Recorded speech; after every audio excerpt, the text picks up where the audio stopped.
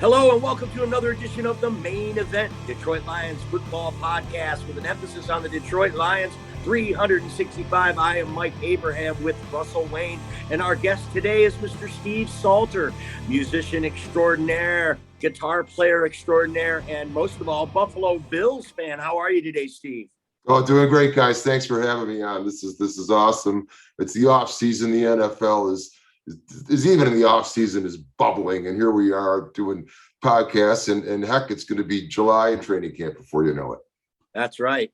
This is one of my lifelong friends here. How long have I known you, Steve? Probably we got almost in a decade by now. Oh, it's got to at least be that, because it was, heck, it's been 6 years ago just since the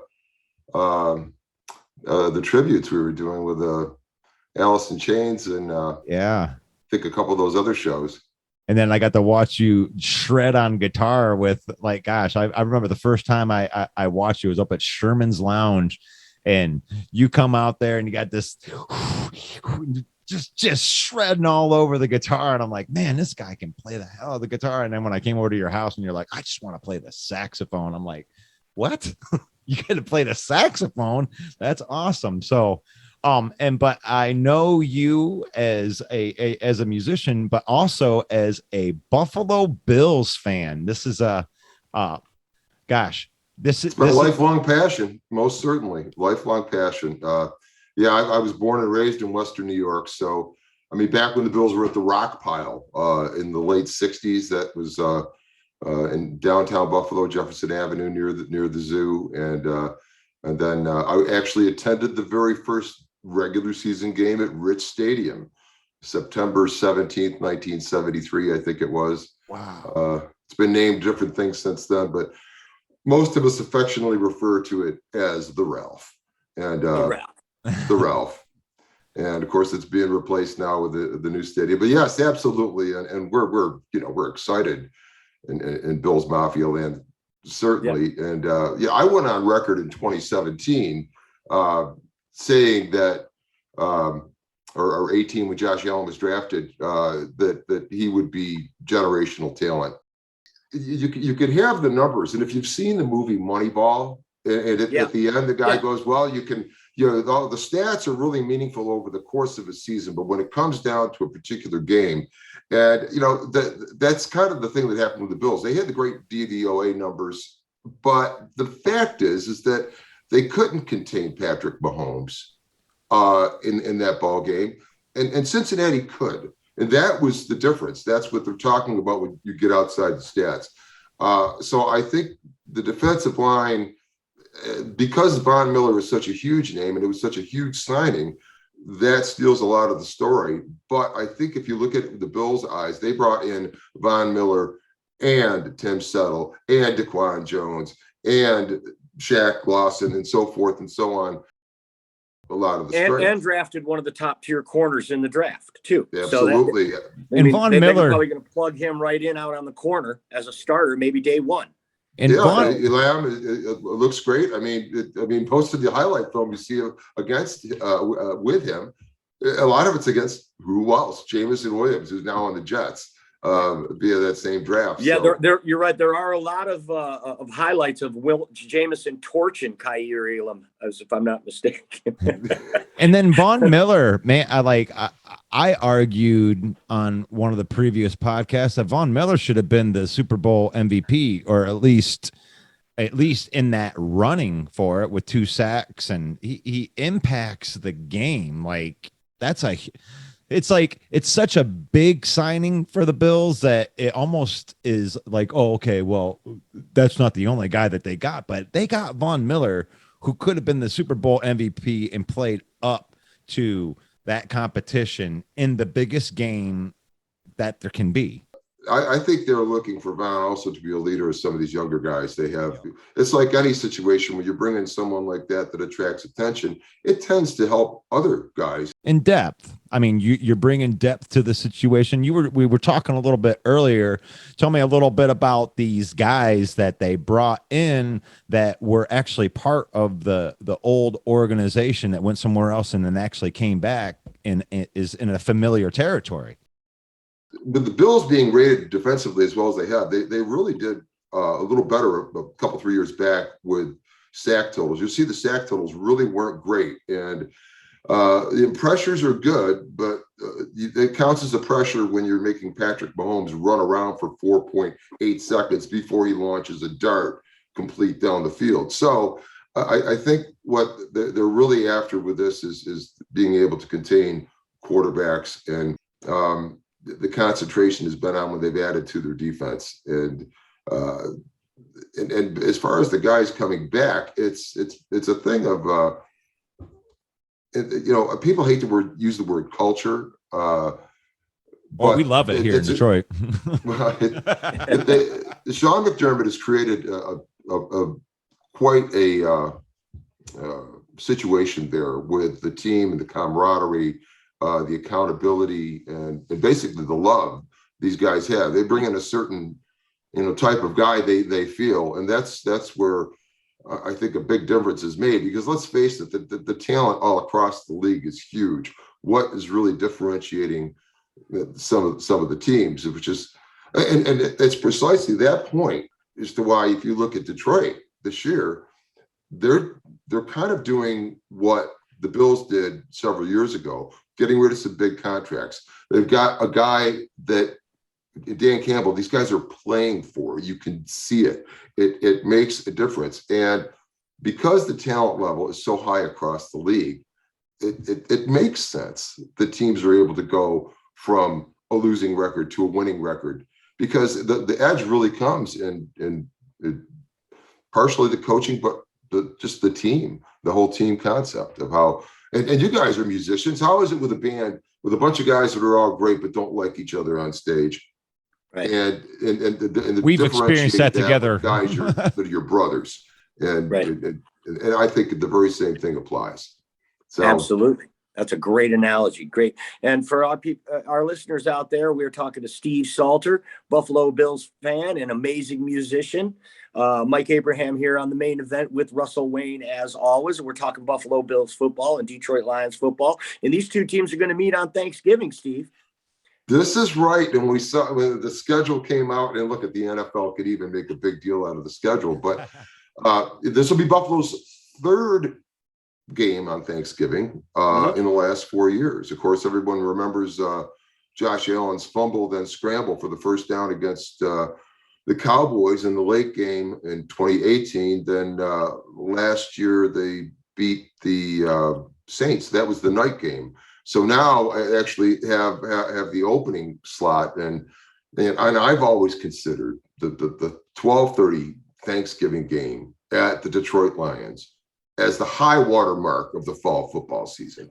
Yeah, I mean, the playoffs are great and everything, but that's the high water mark right there. I mean, the season is going. It's Thanksgiving. You're getting the turkey going. Yep.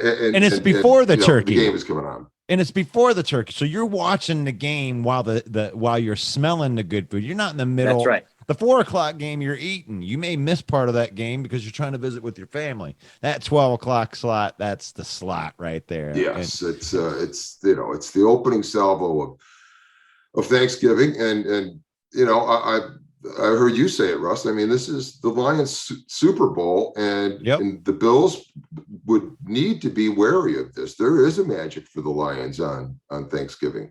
Well, we both picked them as losses. Like we both picked the Buffalo Bills to come in here. We're just hoping not to get our faces or our teeth kicked down our throat, by this. I mean, my Super Bowl pick was the Buffalo Bills, and I guess from what Mike, you got some information for me that tells me that I'm not like really jumping off a ledge too far on That's that. right, because Las Vegas, the Buffalo Bills are the odds-on favorite, the leader in the clubhouse to win the Super Bowl this year, and their over-under line is 11.5 games. Steve Salter, do you think the Buffalo Bills will win over or under 11.5 games in 2022? I think I'm going to have to give them the over on it, and I'm only going to say that because I think some of the losses last year, and there were a couple of stinkers against Jacksonville, against the Colts, and plus others were games, but those games really got away from them. I think you'll see differences made there, but I'm gonna go with the over 11.5 and look at it, probably 12-5 or 13-4. It's hard to win them all, and you don't want to really win them all, putting pressure on you in the offseason. I will say that, for the Bills' schedule, one of their disadvantages is that they have an early bye in week 7. Mm-hmm. So do the Lions in week 6. Interesting. And they do not play anyone coming off a bye, though. And they, though they have a couple of Thursday night tilts, they really don't suffer too much from them, because one is the kickoff opener against the Rams at SoFi.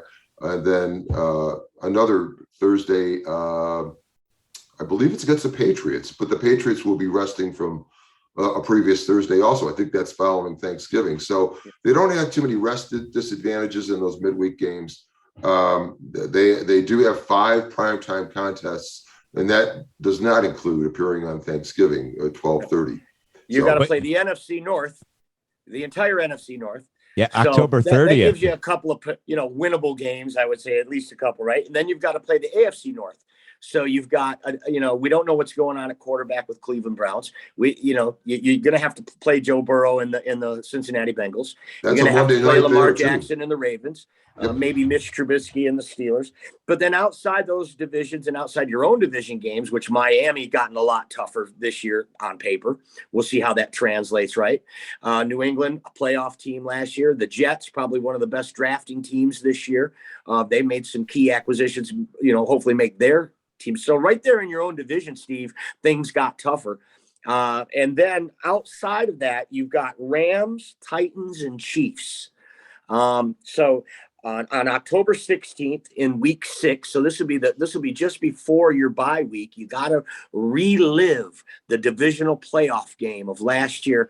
Kind of take us through how that was. That like the best 2 minutes of football you ever seen in your life, even though obviously it's heartbreaking your team was on the losing end of it. Kind of take us through what you were feeling as a Buffalo Bills fan with 13 seconds left on the clock, and then have Patrick Mahomes just crush it for you. The emotions, the needle moves so far, so quickly that it's like the emotions leave like a damage path, but it's not there so long that it's very strange, because you feel like they've gone down, and basically Josh Allen was so miraculous. How could they possibly lose? Right. And then the 13-second business, and it sort of came on you a little bit slowly. Why was that ball kicked out of the end zone? Yes, I wondered the same thing. Be? Yes, that's kind of the ball game right there. What happened after that? So that's a coaching blunder, right? He should have squibbed that. That would have ate 3 or 4 seconds off the clock if he'd have squibbed that. The inside story I have is that special teams coordinator Heath Farwell did not get the message to kicker Tyler Bass to squib the ball. Farwell subsequently, after the season, it was announced he was taking a new position with another team as special teams coordinator, a lateral move, and the Bills wished him well. Wow. So the Bills were classy about how they handled it, which they normally are. But I'm hearing that's where the breakdown was, and Sean McDermott's execution comments that were made after that game. But I think it's going to just sharpen them up ever more. And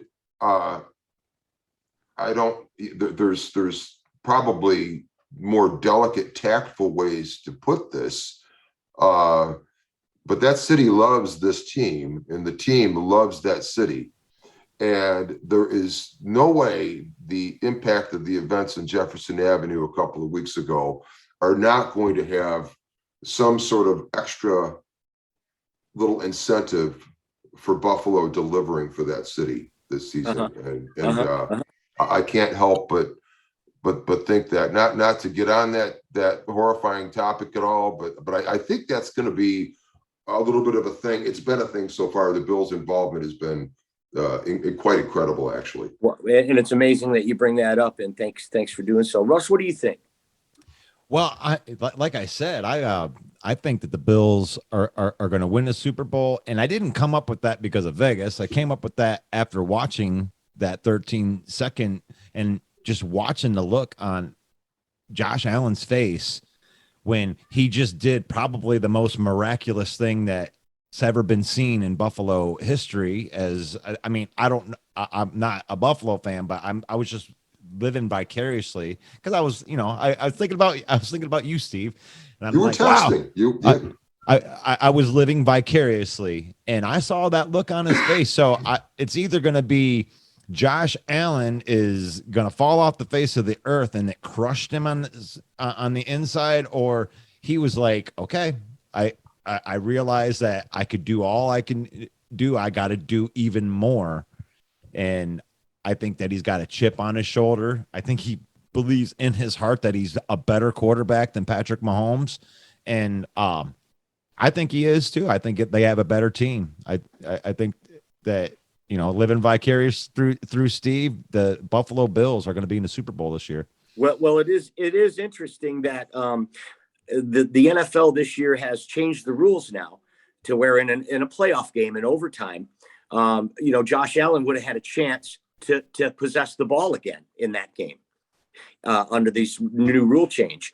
So, the way it was, obviously, Patrick Mahomes came down. Had they kicked a field goal, the Bills would have got the ball again and got a chance to tie or win. But as it were, they scored a touchdown. Well, now the NFL's changed the rules in overtime in a playoff game. Josh Allen would get another possession to try to then tie it again. Then it would go to overtime. So, I just think that game was monumental for so many reasons and just some of the best football ever played. But, that was in the rearview mirror. Now we're looking ahead. We're looking through the windshield now where it's a much bigger view. So do you think O.J. Howard is going to have a big impact on this offense, Steve Salter? massive. And that's one of these, I think one of the secret weapons of I loved OJ when he came out. And that's the same year Tre'Davious White was drafted. And I think OJ went at number 9 or something like that, I think, to Tampa Bay. But largely didn't succeed there. Went through a couple of coordinators, had a bit of an injury problem, but that bridged the time when Tom Brady came aboard, and he really wasn't first in line when Brady was there. But the guy he's large, rangy. He is been described as a scaled up defensive back. So just take the zoom button and just scale up and to the size he is in the hands and the speed. And I think it's going to be dangerous. I think you're going to see him used quite a bit along with Dawson Knox, not replacing Dawson Knox, because I think you're going to see the Bills go a 2 tight end heavy package with the running back and get away from the 11 personnel all the time, because now you've got James Cook in the backfield who could come out and catch. There it is right there. That's what I was going to say. When you're going in that 2 tight end set, a guy like James Cook coming out of the backfield is that's going to open the playbook up a little bit from what they've been doing. And then Stephon Diggs signed long-term. I mean, that's kind of got this whole thing going, Devontae Adams, Tyreek Hill, all these big splash moves. But that was a big signing. Investing the money in, one of the top receivers in the league from Buffalo. So definitely everybody's drinking the Buffalo Kool-Aid. The only thing that scares me, because I'm a contrarian, is that they are the clubhouse leader going in, because rarely does the clubhouse leader going in win it all. So, and it's Buffalo. Always been a Buffalo fan, though, kind of, when you're a Lions fan, you got to root for other teams in January because, your team's not there. But I was always rooting for Jim Kelly and those obviously 4 straight Super Bowls without a win. How much do you think not winning one of those Super Bowls tarnishes Jim Kelly's legacy as one of the best? Because every time we talk about the all-time greats, it seems like his name is never in that top 5 conversation as it, arguably should be. No, it shouldn't, because you don't have the wins, and, really? And I think it is where it belongs. Is a guy like Matt Stafford now ahead of Jim Kelly for winning a Super Bowl? I wouldn't say that. All I'm saying is vis-a-vis Jim Kelly is that the accolades given to pure quarterbacks of that period that didn't win some Super Bowls that might seem to be over and above his are valid because they did win the games. And that in part, comes down to even a Marv Levy, which there was, let's put it this way, a Sean McDermott coach team doesn't lose any of those football games. Let's put it that way. And I think this Bills team is far better than it. And of course, do we have a pound for pound scale, 90s to now is, not apples to apples, but in terms of what they were at that time and what this team is, I think this team is better. And I think a lot of it has to do with the organization of the team and Sean McDermott coaching it. But they are going to have a target on them. They're on prime time a lot. I mean, there are some things to think about and worry about. What are some of the general ones? Well, one is the fact that Sean McDermott seems to have a stinker or two, like he did last season, each season of a game for whatever reason, and they could be differing reasons. The second thing is the prime time. I think that the Bills will react well to that, but it's a lot of primetime games for what you have for a schedule. And I think there's a couple of questions going in. As good as the Bills D-line looks coming into the season, the linebacker situation, I mean, the word in town is there's questions on Tremaine that he's really, they did give him a 5th-year option. Matt Milano has been good, and he wasn't hurt last year, but there's a couple of questions there. And then, the secondary, there's got to be a question with Tre'Davious White. He won't be available probably at the beginning of the season in his rehab from the December ACL injury. So, yes, they're not invincible. There's a couple of places there you can exploit, right? It's going to be exciting, I think. And I'm actually looking forward to it being kind of like that. So, yeah, but you got the personnel to play that good 4-3. And now you bring Von Miller in playing Sam. I mean, that's gonna put some heat on some opposing quarterbacks, and that's going to help the secondary with some young players and some missing players back there. So I believe so. Yeah. I think they're going to be great. The schedule is pretty tough. There are a few powder puffs on there, but you open the season with the Rams. What do you think about that? The over under on that is 52.5. So they're looking for a high scoring affair to open up the season. Steve Salter, what do you think about that opening day game against the Rams? And it's in Los Angeles, across the country. I love the spot for the Bills. There's no way for them not to think that this is the very spot and the very stadium and the very team they would have faced, perhaps, had they not suffered 13 seconds and hosted the Bengals for the AFC title game. So I think they've got it circled, and I think matchup wise, I like the Bills a lot in this spot actually, and I feel they're going to be particularly concerned with their opener. The opener against the Steelers last year kind of threw the Bills a bit, and so I think they're going to be looking very closely at this. So I like the Bills in the game, and I like the spot for the Bills. And I like the fact that one of their Thursday night is actually this game to get one of the Thursday nights out of the way rather than suffering them more midseason. Yeah, that's a good point as well. I love that pick. Matt Stafford against the Buffalo Bills. What do you think of that, Russ? Well, I really think that the teams are pretty similar. When you got a very, very, very good defense on both sides, and how good. And you got a revenge game with Von Miller. Not really a revenge game, but, going back, he wants to prove maybe in his mind that he was the Super Bowl MVP in that. So I think the offenses are actually pretty comparable as well. But I think it comes down to is Josh Allen's a better quarterback than Matt Stafford. And I think I don't think that there could even be like the question on that because of what he brings to the table. He's got weapons. He's mobile. He's a lot more mobile than Matt Stafford would be. So under the same pressure and the same circumstances, I think that Stafford gets sacked a lot, and Josh Allen makes some plays outside of the pocket that is absolutely going to be needed in that game with, Aaron Donald chasing after you. So, yeah, I think that's a great opening win right there for the Buffalo Bills. You have more of a team that you had last year. Like, there's a lot of changing pieces when it comes to the Rams. So, and maybe they have a Super Bowl hangover. They're feeling pretty good about themselves right now. I'm going to go out on a limb here, guys, and actually throw some indirect shade at the Detroit Lions, because I think that the Jared Goff quarterback Rams team takes apart the Bengals on Super Bowl Sunday last. He doesn't throw those 2 interceptions. Be of good cheer, because Jared Goff, I believe, is better than he's been given credit for.